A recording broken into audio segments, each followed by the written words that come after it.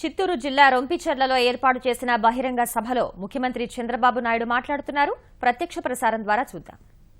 చేయాలని ఆలోచించాను. ప్రతి ఒక్క ఇంట్లో ఒకరికి ఉద్యోగం రావాలని ఆలోచించాను. ఆ రోజు హైదరాబాద్ను అభివృద్ధి చేయడం ప్రారంభించాను. మొదట హైటెక్ సిటీ కట్టాను. ప్రపంచంలో ఉండే ఐటీ కంపెనీలు తీసుకొచ్చాం. అన్ని ప్రాంతాలలో అన్ని జిల్లాల్లో ఇంజనీరింగ్ కాలేజీలు పెట్టాం. జిల్లా హెడ్ క్వార్టర్లో కాదు, రెవెన్యూ డివిజన్లో పెట్టాం. ఇప్పుడు నియోజకవర్గానికి ఒక ఇంజనీరింగ్ కాలేజ్ వచ్చే పరిస్థితి వచ్చింది. అక్కడి నుంచి మీరు చూస్తే మన వాళ్లకు ఉద్యోగాలు వచ్చాయి. ప్రపంచమంతా వెళ్లారు. బ్రహ్మాండంగా రాణించే పరిస్థితి వచ్చింది. ఇవన్నీ 20 సంవత్సరాల్లోనే జరిగాయి. ఈరోజు నేను ఒకటే ఆలోచిస్తున్నా, హైదరాబాద్లో ఆ రోజు చేసిన పనులు నా కోసం చేయలేదు, మా కుటుంబం కోసం చేయలేదు. ప్రపంచమంతా తిరిగాను. ఫైళ్లు సంఖ్యలో పెట్టుకుని కాలు నడకని వెళ్ళాను. ప్రతి ఒక్క వ్యక్తి దగ్గరికి వెళ్ళాను. మా రాష్ట్రంలో పెట్టుబడి పెట్టండి, మీకు లాభాలు వస్తాయి, మా పిల్లలకు ఉద్యోగాలు వస్తాయని తిరిగాను.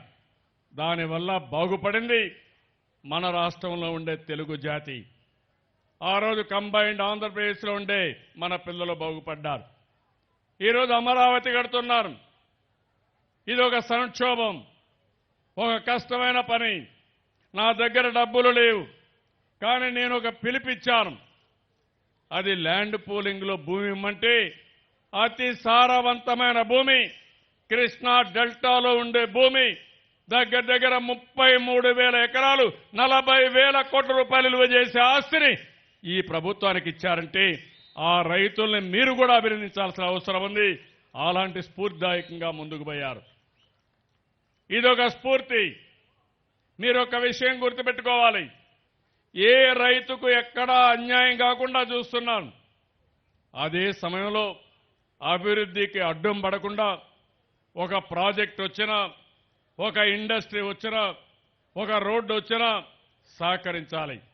మీరు బాగుపడాలి, సమాజం బాగుపడాలి, ఈ ప్రాంతం అభివృద్ధి కావాలి, మన పిల్లలకు ఈ ప్రాంతంలోనే ఉద్యోగాలు రావాలి. ఆ విషయానికే నేను ముందుకు పోతున్నా. ఈరోజు పోలవరం కడుతున్నాం. రాష్ట్రాన్ని సస్యశ్యామలం చేయాలని, నీటి ఎద్దడి లేకుండా చేయాలని ముందుకు పోతున్నాను. అదే సమయంలో అమరావతికి కూడా శ్రీకారం చుట్టాం. అమరావతి ద్వారా ఈ రాష్ట్రంలో ఎక్కడా ఇబ్బంది లేకుండా చేయాలని, ప్రతి ఒక్క కుటుంబం, ఒక వ్యక్తి అక్కడ ఉద్యోగాలు చేసుకునే పరిస్థితి రావాలని. అదే మరిగా చిత్తూరు జిల్లాలో మీరు చూడండి, తిరుపతిని బాగా అభివృద్ధి చేశాం. ఒక ఆదర్శ నగరంగా, స్వచ్ఛమైన నగరంగా, భారతదేశంలోనే నెంబర్ 1 సిటీగా తయారు చేస్తున్నాం. చిత్తూరు జిల్లాలో ఈరోజు శ్రీ సిటీ వస్తా ఉంది. అదే మరిగా విశాఖపట్నం చెన్నై ఇండస్ట్రియల్ కారిడార్లో భాగంగా ఎయిర్పేడ్లో ఇంకొక నోడ్ వస్తా ఉంది, ఇండస్ట్రియల్ నోడ్ వస్తా ఉంది. తిరుపతి ఎయిర్పోర్ట్ పక్కన హార్డ్వేర్ కంపెనీలు వస్తున్నాయి. సెల్ ఫోన్లు కానీ, ఎలక్ట్రానిక్స్ కానీ తయారు చేసే కంపెనీలు వస్తున్నాయి. ఈ పక్క పశ్చిమ తాలూకాల్లో వ్యవసాయ ఆధార పరిశ్రమలు వస్తున్నాయి, అపరల్ పార్కులు వస్తున్నాయి. పెద్ద ఎత్తున ఇండస్ట్రియలైజేషన్ ముందుకు పోతున్నాం. నా ఆలోచన ఒకటి, ఇండస్ట్రీస్ రావాలి.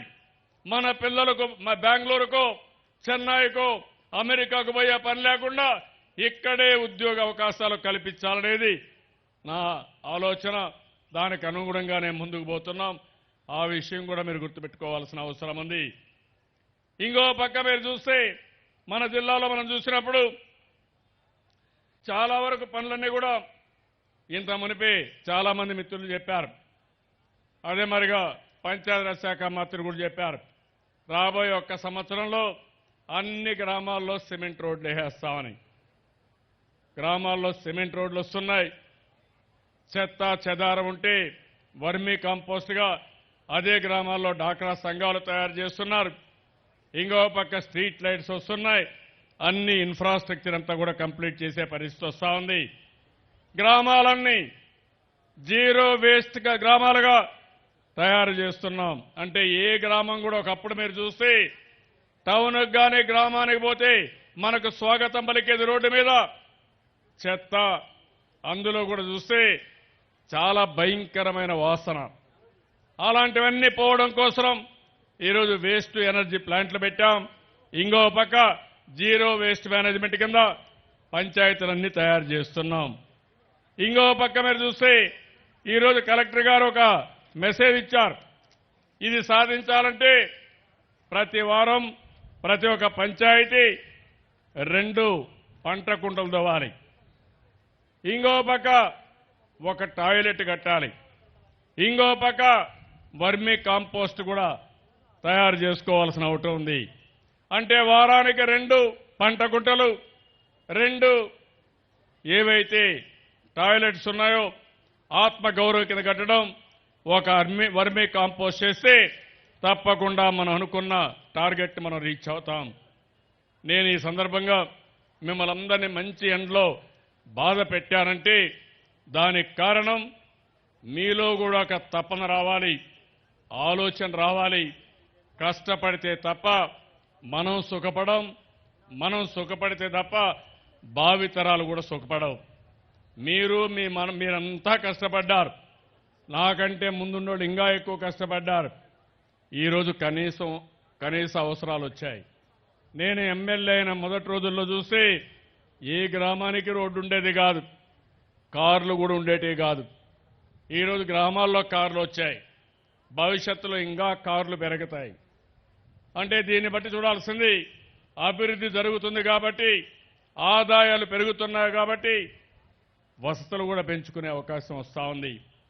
అందుకనే మిమ్మల్ని కోరుతున్నాం, ఆంధ్రప్రదేశ్ రాష్ట్రాన్ని అభివృద్ధి చేసే బాధ్యత మనం అందరం తీసుకుందాం.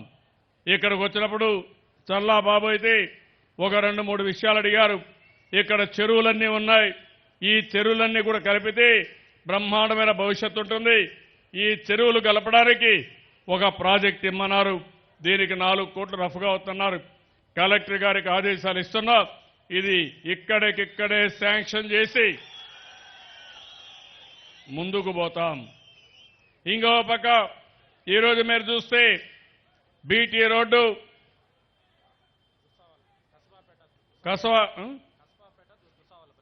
దుస్సావలపల్లి కస్వాపేట నుంచి ఈ రోడ్డు కూడా ఒక 3 crores అవుతుంది, 3 కోట్లు అవుతుంది. ఇది కూడా చేయమని కోరారు, అది కూడా చేస్తామని చెప్పి కూడా నేను మీకు తెలియజేస్తున్నా. రొంపిచెర్ల క్రాస్ నుంచి రొంపిచెర్లకు 3 కిలోమీటర్లు ఉంది, దీన్ని డబుల్ వైడనింగ్ చేయమన్నారు, అది కూడా చేస్తాం. ఇమీడియట్ గా ఆదేశాలు ఇస్తున్నానని చెప్పి కూడా నేను మీకు తెలియజేస్తున్నా. రొంపిచెర్లలో ఒక షాదీఖానా కావాలని అడిగారు, అది కూడా శాంక్షన్ చేస్తున్నాను. ఇది కూడా ఇమ్మీడియట్ గా పని ప్రారంభిస్తామని చెప్పి కూడా నేను మీకు తెలియజేస్తున్నాను. ఈ సందర్భంగా నేను మిమ్మల్ని అందరిని అడుగుతున్నా, ఈ ప్రభుత్వం పనిచేస్తా ఉందా లేదా అని మిమ్మల్ని అడుగుతున్నా. ఏంటమ్మా, బాగా పనిచేస్తా ఉందా లేదా? ఇక్కడ ఉండేవాళ్ళు ఏదో ఒక విధంగా లాభం పొందారా లేదా? ఈ ప్రభుత్వం వల్ల పొందామనంటే చేలిపైకెత్తండి.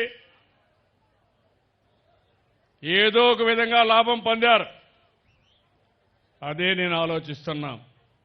శాశ్వతంగా ఈ రాష్ట్రంలో మీకు అన్ని విధాల లాభం జరగాలని కోరుతున్నా.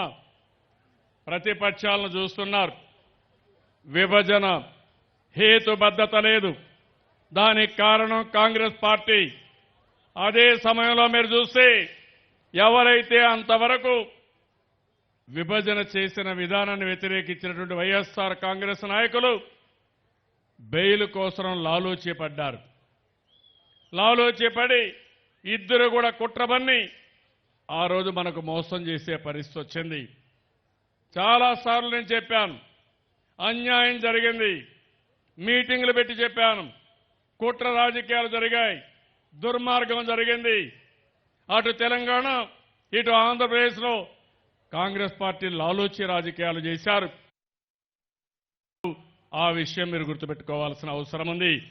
నేను ఇక్కడే తెలుగుదేశం పార్టీ నాయకులు ఉన్నారు, సర్పంచులు కానీ గ్రామ కమిటీ అధ్యక్షులు అందరూ ఉన్నారు. వాళ్ళను కూడా కోరుతున్నాం, మీరు కూడా పదవులు ముఖ్యం కాదు, ప్రజలకు సేవ చేయడం ముఖ్యం. మీరు కూడా ఎక్కడికక్కడ ప్రజలకు అండగా ఉండాలి. ప్రజలకు అండగా ఉంటే శాశ్వతంగా వారు మీకు దీవెనలు ఇస్తారు, మీకు కూడా అన్ని విధాల పైకి వస్తారని చెప్పి మీకు తెలియజేస్తున్నా. అభివృద్ధిలో ప్రజలు భాగస్వాములు కావాలి. మీ ఊరిలో పంట కుంట దొవితే అది మీకోసరం కాబట్టి మీరు కూడా ఉండి ఆ పని చేసుకోవాలి. కొంతమంది చిన్న చిన్న ఆలోచనలు ఉంటాయి. పంట కుంట దొవితే 1 సెంటు భూమి పోతుంది కాబట్టి తవ్వాల్సిన అవసరం లేదు.